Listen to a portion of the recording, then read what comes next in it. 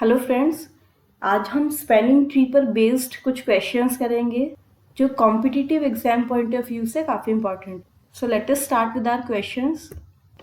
Okay, if the weight of an edge E of cycle C in a graph is larger than the individual weights of all other edges of C, एक cycle given है। Let us take an example. ये हमें 3 nodes का एक triangle लिया है, इसमें एक साइकिल बनी हुई है। अब इसमें वो बोल रहा है एक एज है E जिसका वेट बाकी सारी एजेस से ज़्यादा है। That means edge from 1 to 3 इसका वेट बाकी सारी एजेस से ज़्यादा है।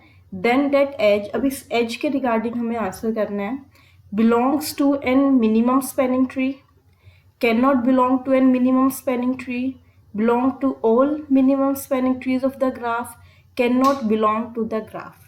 अब इसमें हमें सबसे पहले इसका minimum spanning tree find out करना है। वो हम कोई भी एल्गोरिदम यूज करके कर सकते हैं, मैनुअली भी इसमें देख के पता चल रहा है। That are spanning tree will be 1 to 2 and 2 to 3। ठीक है, अब जैसे ही स्पैनिंग ट्री बना, हमें पता है जिसका वेट सबसे ज़्यादा है वो एज हम नहीं लेंगे मिनिमम स्पैनिंग ट्री में। सो इसका आंसर बहुत क्लियर है कि it can not belong to an minimum spanning tree. So its answer will be B. Next is time complexity of Prim's algorithm.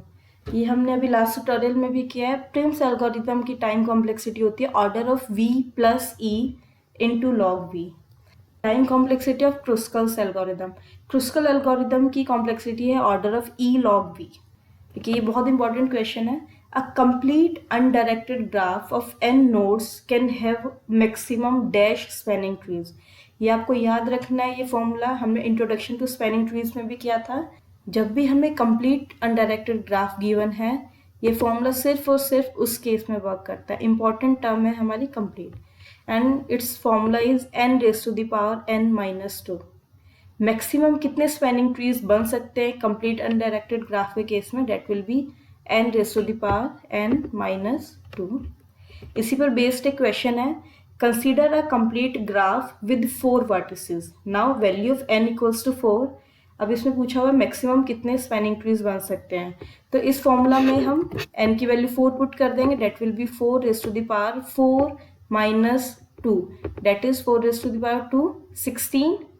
So its answer will be 16। Spanning tree will be maximally acyclic. ये हमने properties में किया था। Maximally acyclic कब होता है? जब एक भी एक्स्ट्रा एज हम उसमें ऐड करते हैं तो उसमें साइकिल क्रिएट हो जाती है।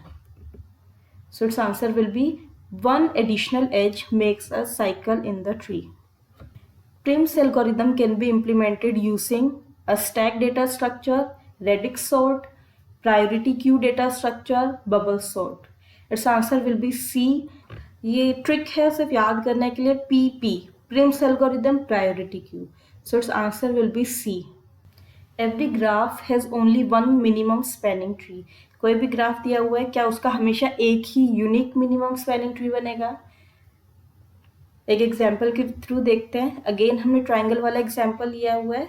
इसके अंदर हमने 2 वेट्स को सेम लिया है और एक वेट हमारा डिफर कर रहा है। जब भी हमें यूनिकनेस फाइंड आउट करनी होती है तो उसमें हम डुप्लीकेट या सेम आइडेंटिकल वेट्स लेकर ही फाइंड आउट कर सकते हैं। अब इस केस में अगर मैं इसका मिनिमम स्पैनिंग ट्री बनाऊंगी, तो अगर हम क्रिस्कल एल्गोरिथम यूज़ करें तो सबसे पहले जिसका भी वेट सबसे मिनिमम है वो हम एज लेंगे, डेट इज फ्रॉम 2 to 3, और उसके बाद ग्रेटर वेट वाली। अब इन दोनों का वेट सेम है, इट्स अप टू अस हम कौन सी लेते हैं। एक केस में हम ये वाली एज ले लेंगे, दूसरे केस में ये वाली एज ले लेंगे। So for this example we can have 2 minimum spanning tree, but उनका वेट हमेशा है, जो टोटल कॉस्ट है वो हमेशा सेम रहेगी। It will be 6 in this case.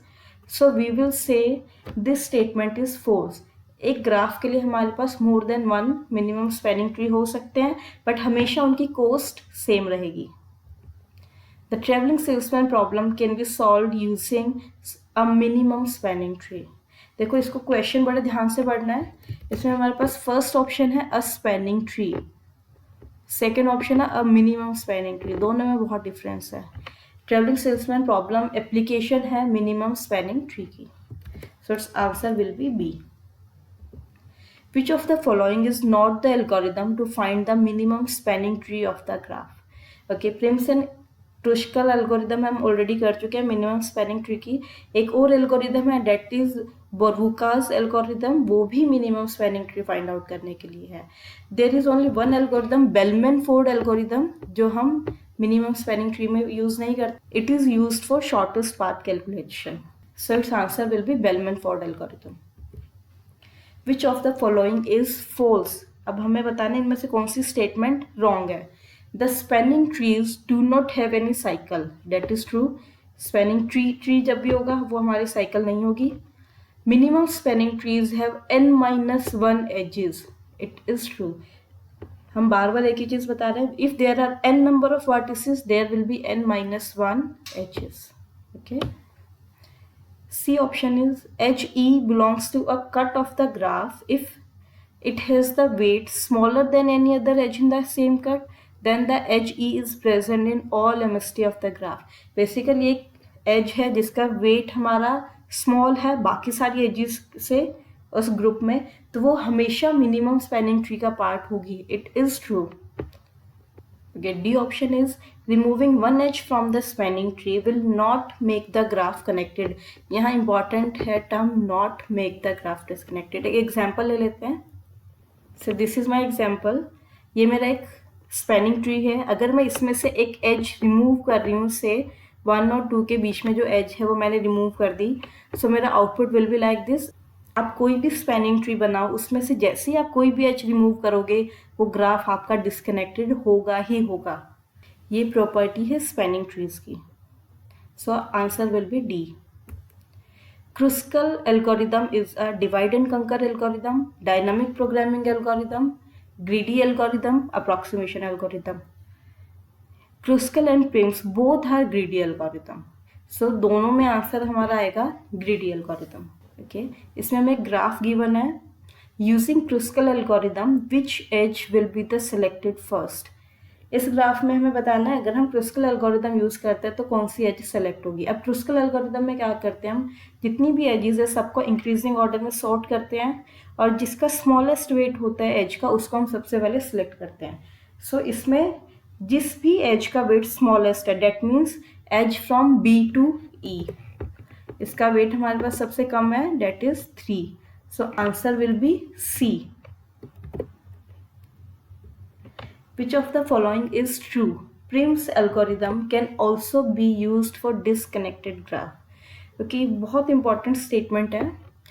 Prim's algorithm को हम डिसकनेक्टेड ग्राफ के लिए यूज नहीं कर सकते क्योंकि हम वर्टेक्स से स्टार्ट करते हैं और उस वर्टेक्स बाय वर्टेक्स हमारा ट्री ग्रो करता है, तो अगर डिसकनेक्टेड ग्राफ होगा तो वहीं पर ही रुक जाएगा।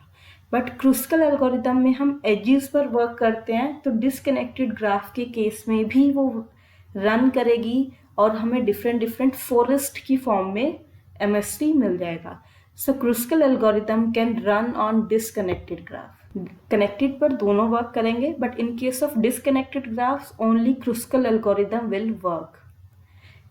नेक्स्ट ऑप्शन देखते हैं, Prim's algorithm is simpler than Kruskal algorithm. This is wrong. Kruskal is way more simpler than Prim's algorithm. Edges पर वर्क करना है हमें।